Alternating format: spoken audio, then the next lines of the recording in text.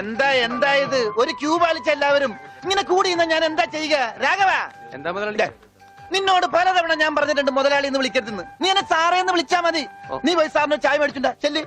കൃഷ്ണൻകുട്ടി, 4 ദിവസവും ഞാൻ തുണി കൊടുത്തിട്ട് ഇതുവരെ തയ്ച്ചു കിട്ടിയിട്ടില്ല. ഞാൻ കൊടുത്തിട്ട് 7 ദിവസമായി. നിങ്ങൾ ഇങ്ങനെ എല്ലാരും കൂടി ബഹളം വെച്ചാൽ ഞാൻ എന്ത് ചെയ്യാനാ? തുണി ഇങ്ങനെ വെറുതെ കൂട്ടി തന്നാ മതിയാ? നല്ല ഉറപ്പ് വേണ്ടേ? അതിന് സമയം എടുക്കും. ഗ്യാരണ്ടി ഉള്ള സ്റ്റിച്ചിങ് ഇവിടെ. ഗ്യാരണ്ടിയോ? അതെ, 6 മാസത്തെ ഗ്യാരണ്ടി. 6 മാസം കഴിഞ്ഞാലോ? ഗ്യാരണ്ടി കഴിഞ്ഞു. കൃഷ്ണൻകുട്ടി, എനിക്കും അടിക്കണ 2 പാന്റ്. ഓ, ഭാസ്കരേട്ടനും കൂടി പാന്റ് എടുക്കുമ്പം നമ്മുടെ ഗ്രാമം പാൻസിന്റെ കാര്യത്തിൽ സമ്പൂർണ്ണ സാക്ഷരത നേടും. ഇതെന്താടാ പാന്റ് നീ വാടകയ്ക്കും കൊടുത്തു? അതെ, അടുത്തുള്ള ഗ്രാമത്തിൽ നിന്ന് ആരെങ്കിലും കല്യാണം മറ്റോ വിളിക്കാനായിട്ട് മുണ്ടെടുത്ത് വന്നാല് ഇവിടുന്ന് പാന്റ് എടുത്ത് അവർക്ക് അപമാന ഭീതി ഇല്ലാതെ നടക്കാം. മണിക്കൂറിന് 10 രൂപ 75 പൈസ. എന്താടാ 75 പൈസ? അത് അലവൻസ് ആണ്, വാഷിംഗ് അലവൻസ്. നീ കൊറേ നേടുന്നുണ്ടല്ലോ. ഇത് റോൾഡ് ഗോൾഡാ. അളവെടുക്കട്ടെ? നിക്കല്ലേ. ഒരു പാന്റ് അടിക്കാൻ എന്താടാ കൂലി? കൂലിയല്ല, ഫീസ് 150 രൂപ ഉള്ളൂ. 150 രൂപ? ഞാൻ ഒരു 50 രൂപ വരും. അയ്യോ, 50 രൂപയ്ക്ക് ട്രൗസർ അടിക്കാനേ പറ്റുള്ളൂ. ട്രൗസർ മതി. എന്നാ അളവെടുക്കട്ടെ? ഇതെന്താ? ട്രൗസർ ആകുമ്പോ വള്ളി വേണ്ടേ? വള്ളി വേണ്ട, വള്ളിക്കുള്ള തുണി തയ്യില്ല. ആണോ? അപ്പൊ ഇവിടെ നിന്ന് എടുക്കാം. ഇറക്കം ഇത് മതി. അരയിഞ്ച്. അല്ല, ചെരുപ്പ് വരെ ഇരുന്നോട്ടെ. ചെരുപ്പ് വരെ അല്ലേ? അല്ല, ചെരുപ്പ് വരാകുമ്പോ അത് പാന്റ് ആവൂലേ? പാന്റ് വേണ്ട, ട്രൗസർ. ചെരുപ്പ് വരാൻ നീളമുള്ള ട്രൗസർ ഇറക്കം കൂടാൻ നേരത്ത് 2 മതി. പാന്റ് ഒന്നുമില്ല. അതെ, ഇന്നീ കുട്ടി എന്നാ ഞങ്ങൾക്ക് ട്രൗസർ മതി. അയ്യടാ, ട്രൗസർ എടുക്കാൻ പറ്റിയ ഒരു പ്രായം. തനക്ക് തുണി ഇല്ലാതെ നടന്നാ മതി. പണ്ടാരും ചെയ്യും. ഞാൻ പച്ച തുണിയാ കൊടുത്തത്. ഞാൻ നീലയാ കൊടുത്തത്. ഞങ്ങളുടെ കാല് തിരിഞ്ഞു പോയി. തല തിരിഞ്ഞു പോയെന്ന് കേട്ടിട്ടുണ്ട്. കാല് തിരിഞ്ഞു പോയെന്ന് ആദ്യമായിട്ട് കേൾക്കുക. പല ഡോക്ടറെ കൊണ്ട് കാണിക്കണോ? ഡോക്ടറെ കാണേണ്ട നീ ഞങ്ങളുടെ കാല് മര്യാദക്ക് മാറ്റി വെച്ചതാ. എവിടെ മാറിപ്പോയെന്നാണ് ഈ പറയണത്? തന്റെ പാന്റിന്റെ കളർ എന്താ? നീല. ഇങ്ങനെ നീങ്ങിന്നേ. ഇത് നീലയായില്ലേ? തനിപ്പുറത്ത് വന്നേ. പുറത്ത് വാടോ. വെളിച്ചപ്പാടിന്റെ പാന്റിന്റെ കളർ എന്താ? പച്ച. പച്ചയല്ലേ 2 കാലും? എന്താ പറയണം? നടക്കുമ്പോ അങ്ങനെ അഡ്ജസ്റ്റ് ചെയ്താ പോരെ? ശരിയാ, പോ ചെല്ല്. മിസ്റ്റർ പ്രഭാകർ, നിന്റെ ആന ഒരു ദിവസത്തേക്ക് വേണ്ടി വരും എനിക്ക്. എന്റെ പുതിയ കടയുടെ ഉദ്ഘാടനത്തിനാ. ഈ ആന ഉദ്ഘാടനം ഒന്നും ചെയ്യില്ലേ? വല്ല മന്ത്രിമാരെ കൊണ്ട് ചെയ്യിച്ചാ പോലെ. അയ്യോ, എനിക്ക് ആ കട കൊണ്ട് ജീവിക്കാനാ, അടച്ചുപൂട്ടാനല്ല. നീയൊക്കെ പാന്റ് അല്ല എന്ത് തന്നെ കൊടുത്താലും ഈ നാട് ഡെവലപ്പ് ആവില്ല. ഉണ്ണിയില്ലേ ഇവിടെ? ഇനി അടുത്ത മാസം 1-ാം തീയതി വരെ ഇതുകൊണ്ട് തൃപ്തിപ്പെടണം, അനുഗ്രഹിക്കണം. ആനയാണ്. എന്താടോ ഇത് ആനക്കുള്ളതാ? അല്ല, ഇതൊരു ഉപകാരമാണ്. ഉപകാരമല്ലടോ, ഉപകാരം. രണ്ടും ഒന്ന് തന്നെ മാഷേ. സമ്മാനം ഉണ്ണിക്കൊള്ളതാ. അതെ മാഷേ, ഈ നാടിന്റെ മുഖച്ഛായ മാറ്റിയത് ഉണ്ണിയാ. നാട്ടിലൊരു വലിയ തയ്യക്കട ഉണ്ടായതും ഉണ്ണി കാരണമാണ്. അതുകൊണ്ട് ഈ സമ്മാനം ഉണ്ണിക്കൊള്ളതാ. ഉണ്ണിയേ അവിടെ നിൽക്കേ. അവനിപ്പോ ഇതിന്റെ ആവശ്യമൊന്നുമില്ല. ഇതുകൊണ്ട് തീർന്നില്ല മാഷേ. യഥാർത്ഥ ബിസിനസ് ഞാൻ പറയാൻ പോണുള്ളൂ. എന്താ നിന്റെ യഥാർത്ഥ ബിസിനസ്? അല്ല, അടുത്ത ഗ്രാമത്തിൽ ആർക്കും പാന്റ് ഇല്ല. വെറും കൺട്രി ഗ്രാമം. ഉണ്ണിയെ ഒരു തിങ്കളാഴ്ച അങ്ങനെ ഇറക്കി വിട്ട ബുധനാഴ്ച എനിക്ക് കട തുടങ്ങാം. 50-50. അതാ കടയുടെ പേര്? ഏയ്, നമ്മൾ തമ്മിലുള്ള ലാഭക്കരാറാണ് 50-50. ഉണ്ണിയെ ഒന്ന് ഇറക്കി വിടുമോ മാഷേ? അങ്ങോട്ട് തോന്നിക്ക്. ഉണ്ണിയ ഉണ്ണേ എന്താ മാഷേ ചന്തിക്ക്? ഇപ്പൊ ഇതിരിക്കട്ടെ, ബാക്കി 50 അടുത്ത ബുധനാഴ്ച. ഉണ്ണിയെ കാണാനെന്നും പറഞ്ഞു ഒരുത്തോടി പഠിക്കാതെ കയറിപ്പോയത് അടിച്ചു പോടവളിയില്. അവന്റെ കൊണ്ടുപോടോ എങ്ങാണെങ്കിലും. എന്നാ കൃഷ്ണൻകുട്ടി കടയുടെ ഉദ്ഘാടനം? അത് പറയാൻ മറന്നുപോയി. നിന്റെ അമ്മൂമ്മയുടെ 16 അടി എന്തിന്? കവലക്കാണെങ്കിൽ ലിഫ്റ്റ് തരാം. എടോ, ആനയുടെ ഡ്രൈവറെ പറഞ്ഞു അമ്മൂന് കൊടുക്കൂ. ഓ മോനെ, ആ കത്തൊന്ന് മേടിച്ച് ഇങ്ങോട്ട് വാ. ഇത് വന്നിട്ട് തരാം കേട്ടാ. വാ വാ, ഇങ്ങോട്ട് വാനെ. കത്ത് മേടിക്കാനേ. ശബ്ദം ഉണ്ടാക്കല്ലേ. കത്ത് മേടിക്കാനേ. ഇങ്ങോട്ട് മേടിക്കാനേ കത്ത്. ഇങ്ങോട്ട് മേടിക്കും. മേടിച്ചോ? മേടിക്കാനകത്ത് അങ്ങനെ. അതെ, ഈ തുമ്പിക്കൈയിൽ വെച്ചിട്ടേ ഈ ലഡു ഒന്ന് അവന് കൊടുക്കാൻ പറഞ്ഞ. തനിക്കല്ല, അവന്. ഉണ്ണി ഈ ലഡു കൊണ്ട് കൊടുക്കാനേ.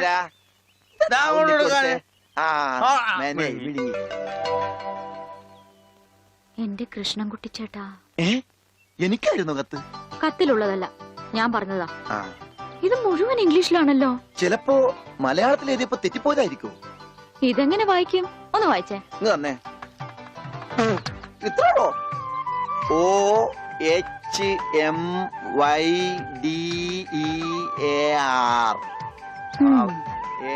ഇങ്ങനെ വായിക്കാൻ ആർക്കാ പറ്റാത്തത്? കൂട്ടി വായിക്കേ. ഇത് കൂട്ടക്ഷരമാണ്. ഈ ഡോക്ടർമാർ എഴുതൂലേ അതുപോലത്തെ. ഇത് കൂട്ടി വായിക്കണമെങ്കിൽ ഇംഗ്ലീഷ് മരുന്നിടെ തന്നെ കൊണ്ടുപോകണം. ഇത് ആർക്കാ? അമ്മൂന. പിന്നെ ആരോടും പറയരുത്. അകത്ത് മുതലാളിയോട് ചോദിക്കാൻ പോയതാവും അല്ലേ? ഇത് ആഹാരത്തിന് ശേഷം 3 നേരം. ഇത് വേദനയുള്ള എപ്പ കഴിക്കുക. വേദന ആർക്ക്? അപ്പൊ താൻ ഇങ്ങനെയല്ലേ മരുന്ന് കൊടുക്കുന്നത്? ശരിയാക്കി തരാടോ, ശരിയാക്കി തരാ. ഈ കണക്കിന് തന്നെ വിശ്വസിച്ചൊരു പെണ്ണ് ലവ് ലെറ്റർ തന്നാ താൻ അവൾക്ക് കൊടുക്കുന്ന വയറിളക്കാനുള്ള മരുന്നായിരിക്കുമല്ല. വന്നേ വന്നേ.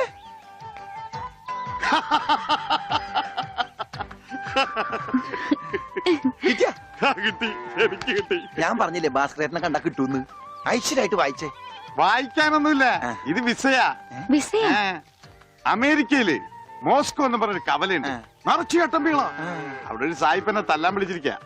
പക്ഷെ ഒരു കുഴപ്പം, റോളറ് കിട്ടുള്ളൂ. അപ്പൊ കാശ് കിട്ടൂലേ? റോളർ തന്നെയാ കാശ്. ഇത് വിസ, ടിക്കറ്റ്. ഇത് ടിക്കറ്റ് വിസയൊന്നും അല്ല, ഇത് ലവ് ലെറ്ററാ, പ്രേമലേപനം. ലവ് ലെറ്ററാ? Who are you? ആരാ എഴുതിയത്? അയ്യടാ ചേട്ടനല്ല. അത്രക്ക് ദാരിദ്ര്യമുള്ള പെണ്ണുങ്ങളൊന്നും ഈ നാട്ടിലില്ല. ഇതേ നമ്മടെ ഉണ്ണി അമ്മൂന് എഴുതിയ കത്ത. അത് ശരി.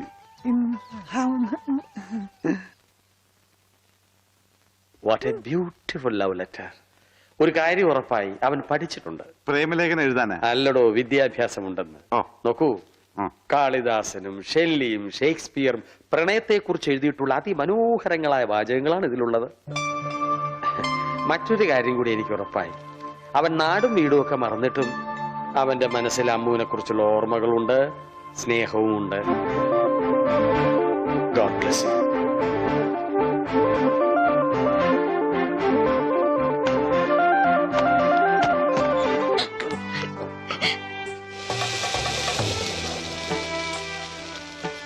മോളിന്ന് വേഗാവട്ടെ, അവർക്ക് അവിടെ വിശന്നിരിക്കാവും.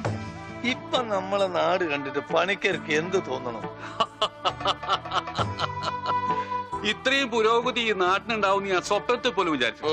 ഞാൻ ഇവിടുന്ന് പോകുമ്പോ കോണവും പോലും ഉടുക്കാത്തവര് ഇപ്പൊ പാന്റ് ഇട്ട് നടക്കണു. ഇത്രയും പുരോഗതി ഇവിടെ ഉണ്ടാവാൻ കാരണം പണിക്കർ തന്നെയാ. ഇനി അതൊന്നും എന്നെ ഓർമ്മപ്പെടുത്തരുത് പത്രോസേ. ഉണ്ണി കൈവിട്ട് പോയ പിന്നെ അവനെ അന്വേഷിച്ച് ഞാൻ ഊര് തെണ്ടി നടക്കുകയായിരുന്നു. ഇപ്പൊ സന്തോഷായി, ഉണ്ണി തിരിച്ചു വന്നല്ലോ. അതിനേക്കാ വലിയ സന്തോഷം ഈ കൊലത്തിലെ പൂരത്തിന് പങ്കെടുക്കാലോ. എന്റെ പണിക്കരെ താൻ പോയേ പിന്നെ പൂരം ഒന്നൊരു പൂരമല്ല. എന്നാ ഇത്തവണ നമുക്ക് പൂരം പൊടി പൂരാ. അതെങ്ങനെയാ? ആ ഒരു നാടകം തന്നെ ആയിക്കോട്ടെ. അതൊക്കെ ഇനി നടക്കോ ചേട്ടാ? എന്താ നടക്കാതെ? ഒരു 9 നാടകം എഴുതിയ പെട്ടിയിൽ വെച്ചിട്ടുണ്ട്. കർത്താവേ, 9 നാടകോ? പത്രോസേട്ടാ, അങ്ങനെയാണ് ഈ രാത്രി നവരാത്രി ആവും. ഇത് നടക്കില്ല. ഈ ബന്ധം തുടരാൻ ഞാൻ അനുവദിക്കില്ല. കണ്ട കള്ളിമുൾ കാടുകളിലും തേയില തോട്ടങ്ങളിലും കെട്ടിപ്പിടിച്ച് നടന്ന് പാട്ട് പാടുന്നതല്ല പ്രേമം. അവിടെ മ്യൂസിക്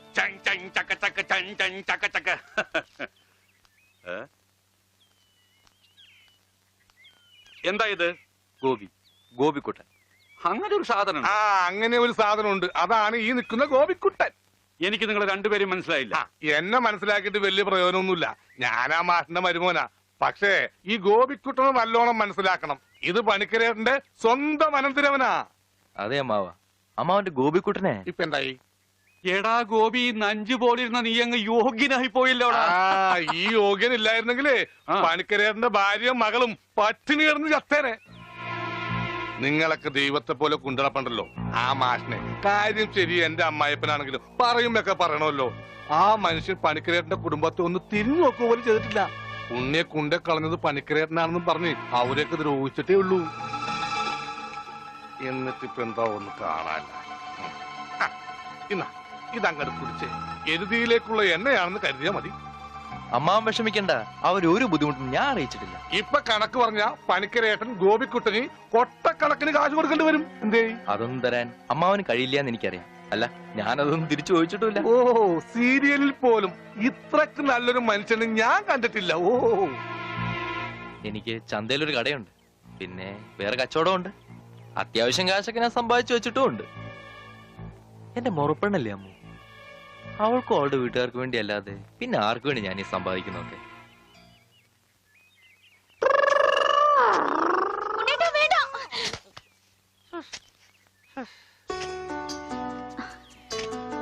എന്താ ഓടാത്തെ? എന്നാലും ഇങ്ങനെ പിടിക്കുമ്പോ ഒരു സുഖമുണ്ട്. എന്നാലേ ഇനി ഓടാൻ തോന്നുമ്പോ എന്നോട് പറഞ്ഞാ മതി, ഞാൻ പിടിച്ച് നിർത്തിക്കോളാം. വാ. എനിക്ക് ഓടാൻ തോന്നുന്നുണ്ട്. ഓടും ഓടും ഓടും.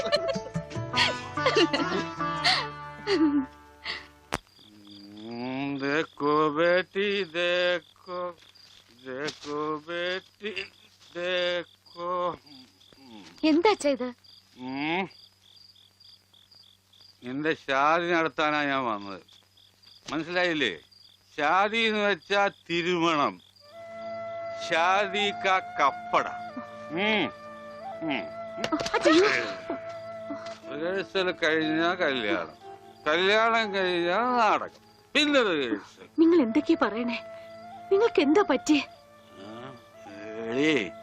കല്യാണം കഴിഞ്ഞ റിഹേഴ്സൽ, അതിനു മുമ്പ് റിഹേഴ്സൽ വെച്ചാൽ ശരിയാവില്ല.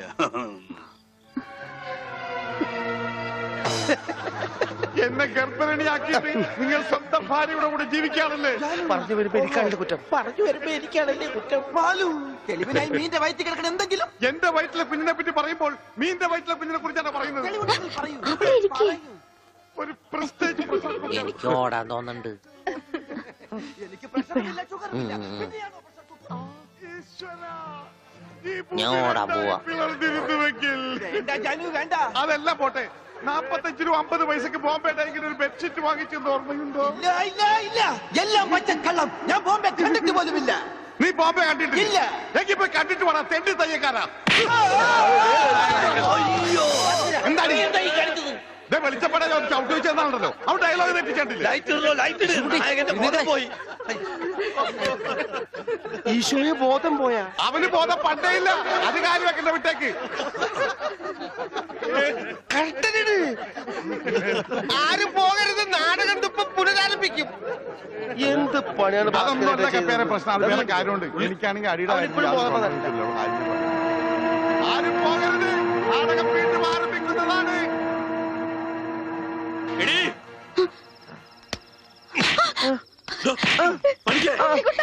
എന്ത് മനസ്സിലായില്ലേ? ഇവന്റെ അസുഖം എന്താണെന്ന് എനിക്ക് മനസ്സിലായില്ലേ? പണിക്കരെ നിങ്ങൾ